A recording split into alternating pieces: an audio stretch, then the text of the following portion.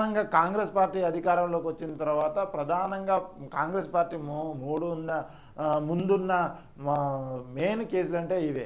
ఈ రేస్ కేసును పెట్టింది మీరే, తర్వాత ఫోన్ ట్యాపింగ్ చేశారని చెప్పేసి చెప్పింది మీరే, తర్వాత కాళేశ్వరం కూలిందన్న విషయం అది పబ్లిక్గానే అందరికీ తెలుసు. కానీ కాళేశ్వరం కూల్చిన దానిలో కట్టింది ఎవరు, దాన్ని కట్టించింది ఎవరు, దానికి అనుమతి ఇచ్చింది ఎవరు, దాని నాయకులకు ఇచ్చింది ఎవరు, మొత్తానికి గిరిజన బిడ్డను సస్పెండ్ చేయడం ఏంటి? అంటే కాళేశ్వరంలో జరిగిన 1,00,000 కోట్ల అప్పులో జరిగిన దాంట్లో గిరిజన బిడ్డ ఒక్కడే తప్పు చేసిండా?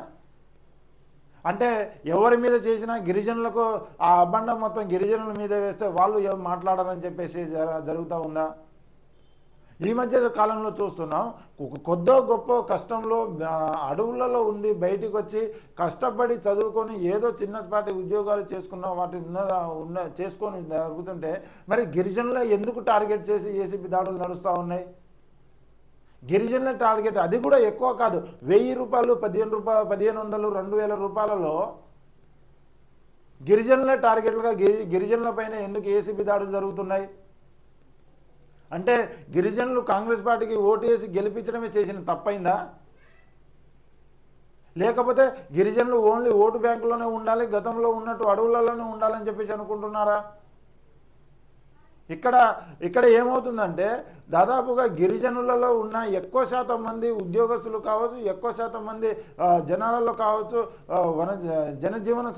జనజీవనంలోకి వచ్చిన వాళ్ళు గిరిజనులు లంబాడీలో ఎక్కువ ఉన్నారు. అంటే లంబాడీలు ఇక బయట ప్రపంచంలో తిరగొద్దా? లంబాడీలు ఉద్యోగాలు చేయొద్దా? ఎందుకు ఈ కోణంలో దాదాపుగా కాళేశ్వరం ప్రాజెక్టులో ఉన్న ఎంతమంది అధికారులు ఉన్నారు? అంతమంది అధికారుల్లో చేసిన ఏకైక తప్పు చేసిన అధికారి ఒక్క లంబాడీ వ్యక్తియేనా? అంటే కాంగ్రెస్ ప్రభుత్వం అంటేనే లంబాడీలను బయటికి తీసుకొచ్చింది రిజర్వేషన్లతో కోణంలో.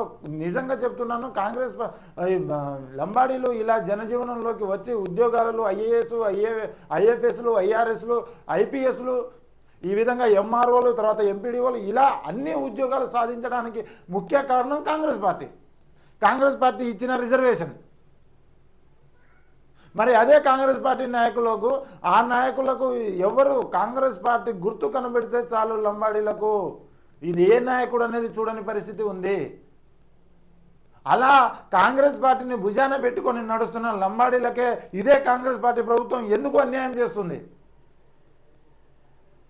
రేవంత్ రెడ్డికి లేదా ఎందుకు అదే ఒకే అధికారిని ఎందుకు సస్పెండ్ చేయడం?